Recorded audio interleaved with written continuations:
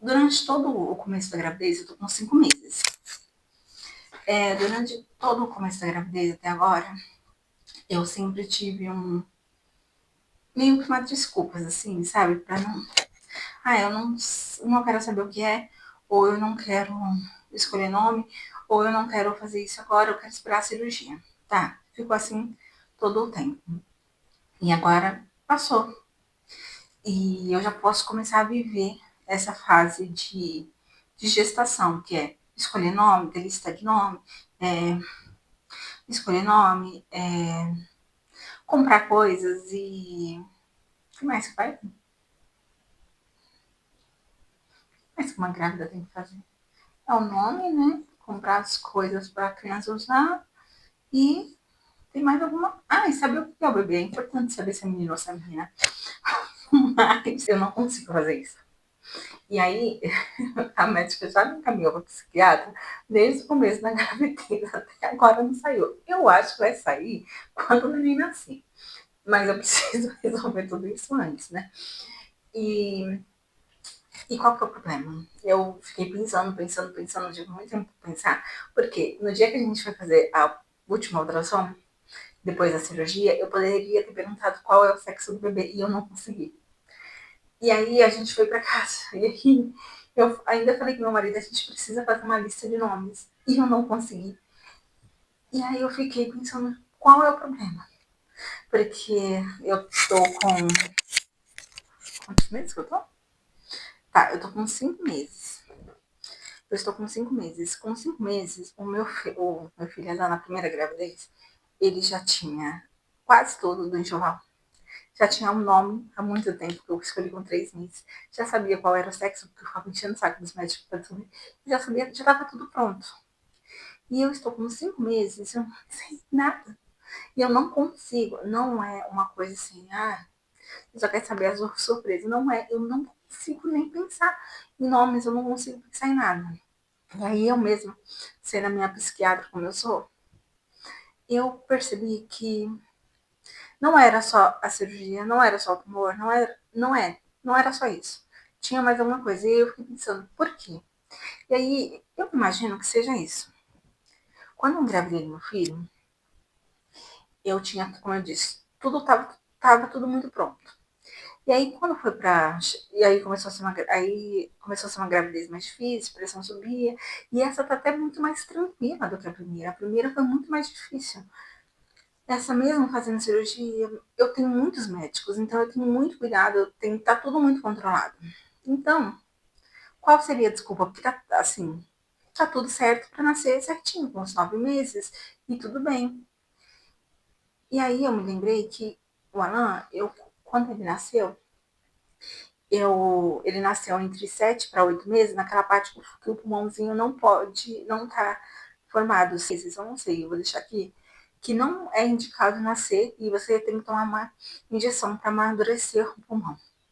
E aí o que aconteceu? Quando eu fiz essa última ultrassom do Alan, o médico fez errado. E aí foi visto o tempo que ele tinha errado, foi visto o peso errado, tudo foi visto errado. E aí ele nasceu muito mais prematuro, na fase que não poderia ter nascido, e sem tomar nenhuma injeção nem nada. Então, eu vivi aquele medo, sabe, de perder ele. E eu lembro que eu ia para casa, depois que ele nasceu, e eu via tudo pronto, e tudo me deixava maluca, sabe? E eu acho que, eu não sei se tem a ver com isso, mas eu acho que talvez esse medo de. Sabe quando você tá tudo tão perfeito que você tem medo de fazer alguma coisa e não dá certo? Eu acho que é isso, sabe? Eu tô com tanto medo de que alguma coisa possa acontecer e de que. Sim, é como se na minha vida sempre acontecesse alguma coisa que, quando eu estivesse lá em cima, me derrubasse, sabe? Então, eu não consigo escolher, sabe? Eu não consigo decidir, eu não consigo fazer nada porque eu tenho medo de fazer e tá tudo errado, sabe? Então eu percebi que eu preciso realmente de ajuda nessa parte, porque senão eu não vou conseguir fazer nada. Só na hora que o neném nascer e estiver na minha mão, aí eu vou olhar e eu vou falar, o que é? Ah, então pode ficar com o coração, porque eu não consigo fazer nada, eu não consigo tomar atitude nenhuma, eu não consigo escolher nome, eu não consigo. E aí, eu falei pro meu marido, amor, não tô conseguindo, eu preciso da sua ajuda. Faz uma lista de nomes, vamos escolher. Aí ele, não, eu já escolhi, vai ser Pan e Goku, sei lá, alguma coisa assim. E aí eu, meu Deus, eu tô sozinha nessa. Porque como é que eu deixo uma pessoa que chega com o nome de Pan escolher alguma coisa? Não tem condições de uma pessoa dessa. Uma pessoa dessa não tem responsabilidade para escolher o nome. Aí a mulher sofre, né? Porque nem um nome o homem não consegue escolher. Qual é o problema dos homens, gente? Pan. Pan quê? Não, será que eu sou maluca? Não é possível. E aí eu tô, tipo, sem nome nenhum, sem ideia de nome nenhum, sem conseguir fazer uma lista de nenhuma, sem a coragem de chegar pro médico e falar, doutora, o que é o bebê? Eu não consegui fazer nem eu vou fazer essa semana não faço, mas eu não consegui fazer ainda nem a simpatia, sabe, do gato da colher pra saber se é menino ou menina, porque essa eu sei que não é. Eu não consegui. Então, eu estou perdida, sabe? Se meu marido fosse um homem responsável e chegasse, amor, tem essa lista de nome de pessoas normais, vamos escolher tal nome, seria muito mais fácil para mim. Mas ele não consegue nem escolher o nome. Ai. Aí eu falei pro meu filho, faz uma lista de nome para mim. Até agora, tô esperando. Bom, mas eu acho que até 9 meses alguma lista vai aparecer. Então, não é falta de interesse, não é falta de amor, não é falta de nada, é medo, sabe? Eu percebi que tô com tanto medo que eu não consigo tomar reação nenhuma, sabe? É como se a única preocupação nesse momento da minha vida fosse pegar o bebê no colo e ver que ele está com saúde, sabe? E aí eu falo, ufa, agora eu posso escolher, agora eu posso comprar uma roupa. É isso, é muito estranho, é muito complicado, mas é que gravidez mexe com hormônio, mexe com muita coisa. E aí já tem muito problema. Agora, menos um, mas ainda são problemas, sabe? Ainda ficam coisas na minha cabeça, ainda ficam preocupações. E eu sei que essa semana, pelo menos a simpatia do gato da colher eu preciso fazer. Eu acho que eu vou colocar, tipo, fazer uma lista com metas. Olha, até tal mês você tem que escolher o nome. Até tal. Não tem nem ideias na minha cabeça. Porque eu tô tão paranoica, tão maluca, que, olha só, um dia desse eu vi um nome que eu postei na internet. Só que era um caso de um neném que tinha, de um bebê que tinha morrido. Eu, não, o nome era Lindeu, não, mas o bebê morreu. E aí eu fico ligando os nomes. Ah, e tal nome. Aí eu vou pesquisar o nome de tal pessoa. Se tiver algum probleminha assim, em relação a esse nome, alguém que já tenha morrido, gente, não vou conseguir escolher nenhum nome, porque todo nome de pessoas que já teve, a pessoa já morreu. Então, todo mundo morre. Ai, eu tô muito louca. Quando eu entrei na sala para fazer a cirurgia, a minha tia faleceu.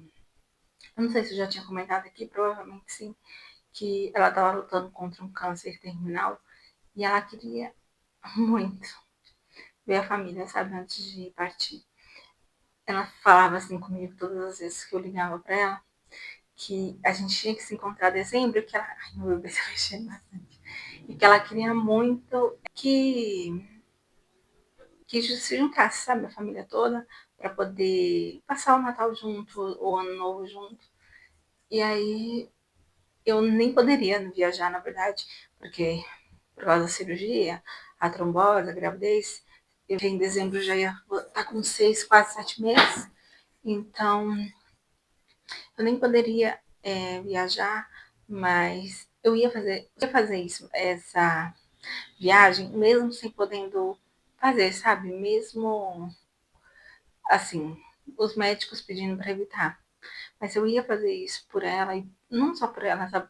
Por a gente, porque a família, de uma certa forma, ela quer se despedir. A gente sabia que seria uma despedida, sabe? Por mais que algumas pessoas da família não quisessem enxergar, não teria mais forma nenhuma e seria um egoísmo nosso querer que tivesse, sabe? E aí, aí eu saí de cirurgia, fui pra UTI, e no outro dia, quando eu tive alta da UTI, aí eles me contaram que ela faleceu. E eu fiquei muito triste porque eu não pude me despedir. Mas, como eu já disse, seria muito egoísmo se eu quisesse que ela ficasse sofrendo para mim poder me despedir dela, sabe? As pessoas tem hora que a gente tem que saber que não tá mais, sabe? Que a gente tem que aceitar e pela outra pessoa a gente tem que fazer o melhor para ela e não pra gente. E o melhor para ela não seria esperar todo mundo para poder se despedir, sabe? O melhor para ela não seria. Tá cheio de mosquito. Não seria passar o Natal com todo mundo. O melhor para ela seria descansar mesmo, porque ela estava sofrendo muito, era muita dor, era muito sofrimento, seria muita idade minha querer que ela ficasse esperando só para me poder me despedir. Então, se foi a hora dela, eu queria ter falado com ela pelo menos por telefone, mas não teve como, mesmo porque alguns dias antes ela já não estava conseguindo, como o cérebro, o câncer era no cérebro, então ela já não estava conseguindo entender muito bem as coisas, então mesmo que eu ligasse para ela, eu até ficava com medo de ligar e tá atrapalhando, sabe? E não ajudando ou sei lá. Eu sei que resumindo o que eu quero dizer é que às vezes, por mais que a gente queira uma pessoa com a gente, não não é possível, sabe? Não é, se não for a vontade de Deus, não é para ser assim, não vai ser assim. E é muito difícil a gente aceitar que a gente vai perder alguém, principalmente quando a gente gosta muito dessa pessoa. Mas eu prefiro perder uma pessoa do que ver ela sofrer. E será que vale a pena você ver a pessoa sofrer tanto, mas querer ela lá do seu lado só porque você precisa dela, sabe? É que na verdade ninguém sabe o que acontece depois. Então, eu acho que não é só o medo de perder, é o medo de acabar mesmo. Eu sei que são muitas coisas que estão acontecendo assim em, em tão pouco tempo na minha vida. Você acredita que eu não falei nem. Eu ainda não sei nem como que eu vou falar que eu tô grávida pra família, sabe? Se bem que eu acho que. Não, mas os de perto sabem, mas eu falo para os de longe, porque eu sempre fui uma pessoa muito família. Mesmo com primos bem distantes, sabe? Eu sempre fui aquela pessoa que tava ali, sabe? Que sempre manda mensagem, que sempre lembra de aniversário, eu sempre fui essa pessoa e de repente eu sumi da vida de todo mundo, sabe? E aí, de repente, eu vou aparecer grávida, vai ficar muito estranho. É tanta coisa. Mas uma coisa que eu vi é que por mais que os seus problemas podem ser grandes, sempre vão ter problemas muito piores do que o seu. No hospital, quando você vai para um hospital, você conhece muitas vidas e muitas histórias e você percebe que a sua vida nem tem problema, que o seu problema não é quase nada. Então, claro que todo problema é problema, assim. Não que um problema seja melhor do que o outro, não é isso, mas você começa a tentar se colocar no lugar da outra pessoa e você percebe que, nossa, eu tô reclamando, mas poderia estar muito pior, né? Então, é isso.